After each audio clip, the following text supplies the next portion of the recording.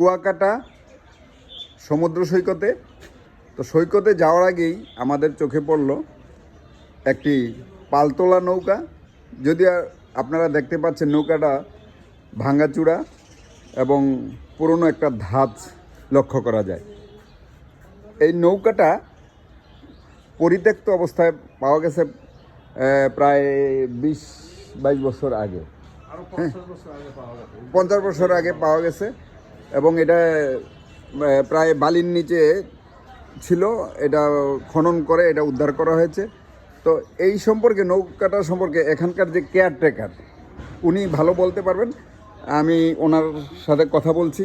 আচ্ছা, এই নৌকাটা সম্পর্কে আপনি একটু বলেন, আপনি যেহেতু এখানকার কেয়ারটেকার। এই নৌকাটা সম্পর্কে আমার জানা মতে মোটামুটি এটা এখান থেকে আরো 3 কিলো দূরে ছিল ঝাউবন। একটু কাটি 3 কিলো দূরে ছিল ঝাউবন। ওখান থেকে উদ্ধার করতে লাগছে 2 মাস আর আনতে লাগছে 2 মাস।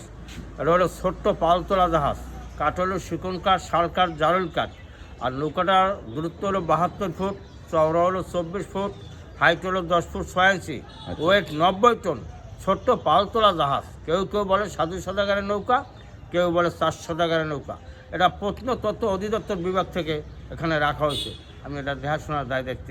আচ্ছা, এটা কত বছর পুরনো তারা প্রত্নতত্ত্ব বলেছে? তারা হিসাব করছে তাতে 288 বছর হয়েছে পুরনো।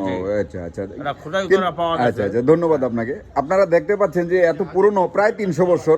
তারপরে কিন্তু এই যে কাঠগুলো আমরা দেখছি, এখনো মনে হচ্ছে যে হয়তো বেশি না, 20-25 বছর পুরনো কাঠ।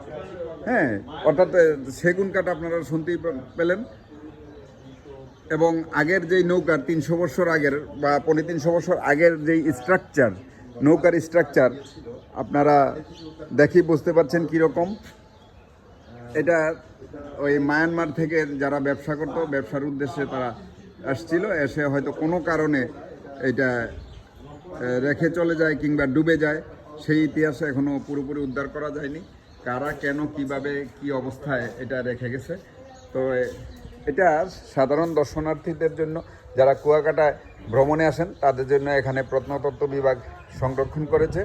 এবং কোনো টিকিট ছাড়াই আপনারা আসলেও এই প্রাচীন, প্রায় 350 বছর আগের, 350 না 300ই বলতে পারি আমরা, 300 বছর আগের পুরনো নৌকাটা আপনারা দেখে যেতে পারেন এবং বুঝতে পারবেন যে 300 বছর আগে নৌকার স্ট্রাকচার বা নৌকার ধরন, ডিজাইন কীরকম ছিল।